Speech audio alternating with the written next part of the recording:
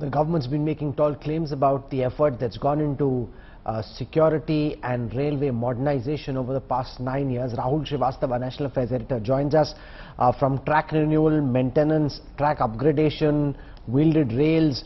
You know, the government's got a tall list of claims, but all of that doesn't really amount to very much if an accident of this nature can still happen, where almost 300 people are dead because 3 trains have collapsed. And as the world progresses, these kind of rail accidents are becoming less and less frequent all across the world, Rahul.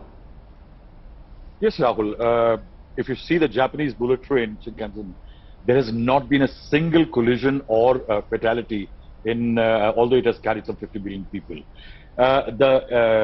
If you see the last 1 decade, barring Spain, there has been no developed nation which has recorded a collision of this kind or derailment in which there have been fatalities of this kind.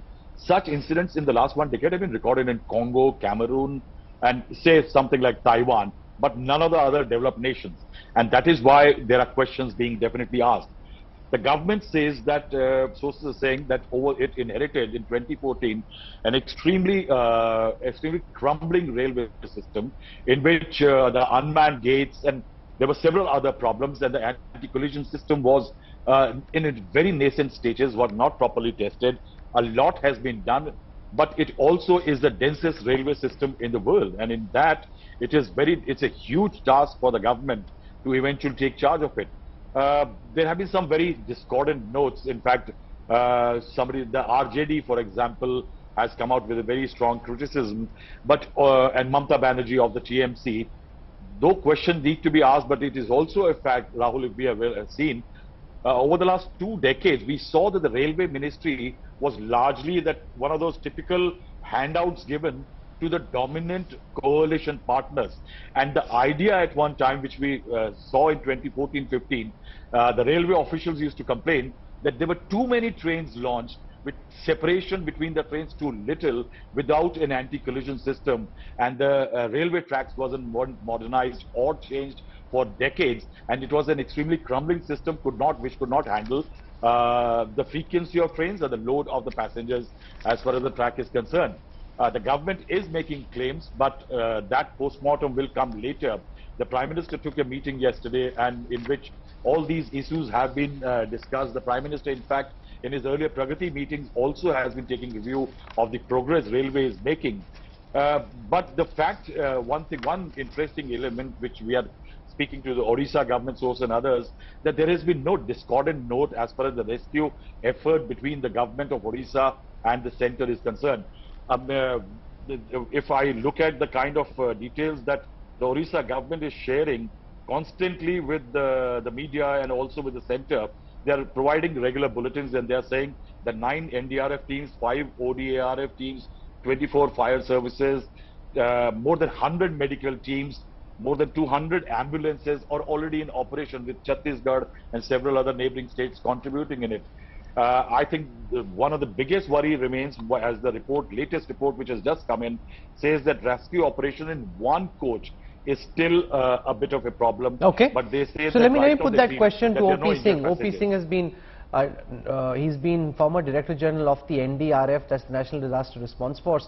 And Mr. Singh, given the fact that we're now heading towards evening, and the sun sets faster in the east, and therefore the challenge of trying to be able to continue with the rescue operation even at night, from what you've understood on the basis of your experience, what are the challenges the NDRF team would be facing, given that now we're heading towards darkness? Look, Rahul, I have been told that, and it has come in the TV also, that DG NDRF has gone on record to say that operations have concluded. And the fact that they have worked for more than 24 hours, they have been able to extricate a lot of bodies. In fact, 800 to 900 injured people. They are the ones who have been successfully extricated from those places, from those 23 coaches which had been derailed. It's a massive operation, no doubt to say. Not only that it's a national tragedy, but the fact that there have been 23 coaches derailed, more than 280 people have died, and almost 1,000 people have been injured. That speaks of the volume, the scale of the tragedy. But if you talk of the challenges, before that I would like to pat the back of the NDRF that they have been able to capitalize the golden hours. Within 1 hour, one team from the nearest regional response center has been dispatched. They came onto the site. They started working along with other state agencies, and immediately within few hours, there were 9 teams. That means more than 300 people started working. It was a mammoth task. As a former DG of NDRF, I can imagine and visualize working in extreme hot conditions, working in the night, with almost covering a very vast area. 23 bogies is not a big thing, it's not a small thing. And then you had, on the top of it, you have the crowd surging towards it. You have to the crowd management skill also to go for it. And the fact is that you have to, ultimately you have to clear the track also. These are few challenges which NDRF faces, whether it's an earthquake situation or a railway accidents like this. And you know, the problem of equipment, you have to excavate, the cutting of those railway coaches, you know, that becomes a very, very problematic problem. You have to keep in mind the safety of the individual, the safety of the victims. You have to think of the safety of the responders as well, because the one who is trying to do all such kind of operations. So these are some of the challenges. And then you know, you can't bring the heavy equipment there. You can't bring immediately the earth mover, or for that matter, the cutters of different kinds. But still, whatever little equipment the NDRF carries, they start working in that, and we have been successful in so many cases. And I would like to compliment the NDRF team that by working day in and day out, perhaps they have been able to extricate so many live victims. Sure. And this is one of the achievements of the NDRF. Sudhanshu Mani has led the Vande Bharat project. The government, Mr. Mani, making very grand claims about how the railway system has improved. But a terrible tragedy like the one at Balasore really holds a mirror to those claims. The Congress, in fact, has come out and attacked the government, saying that, you know, all you're doing is propaganda, you're making these tall claims, you're putting out ads about Operation Kavach. But the fact is that Kavach is installed only on 2% of the total railway network in the country. To answer your question about improvement in safety, this is not a day to talk about improvement in safety. Nevertheless, if you look at the data, it's nothing to do with 2014 particularly. Over the years, the number of accidents have actually come down, fatalities have come down, and this has happened because of 2 main reasons. Elimination of unmanned level crossings. Most of them are either manned, or there is a great separation between road and track, and investment into an allotting time window for track maintenance. These are the reasons number of accidents have come down. Unfortunately, here in this accident, the circumstances were such, one train derailing, within seconds another train coming at full speed, a goods train standing in the loop line next to it. All this has made such a mangled mess, fully occupied trains, that fatalities have become so large that it will rank one of the worst years, although the number of accidents is less. No, but try and explain to me, Mr. Mani, on the basis of what you know in the decades of experience that you have with the railways, what do you think went wrong in this case? Who didn't do his job?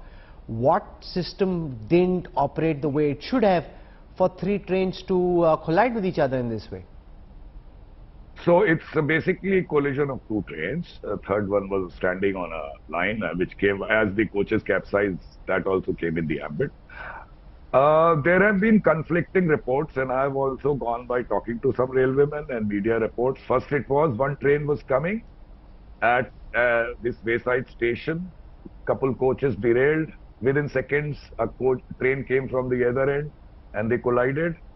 Now, this could have happened the way I described it because of some track defect. It did not throw up any signaling or human error of the loco pilot. Later, I have also heard that the Coromandel Express actually was to go on main line. It entered the loop line and collided with the goods train. And by the time the Bangalore train also came, and some coaches got derailed. I don't think I should get into conjecture of what actually happened at this stage. I can only say that except a case where the driver has overshot signal, which doesn't seem to be the case here, Kavach would not have helped in this.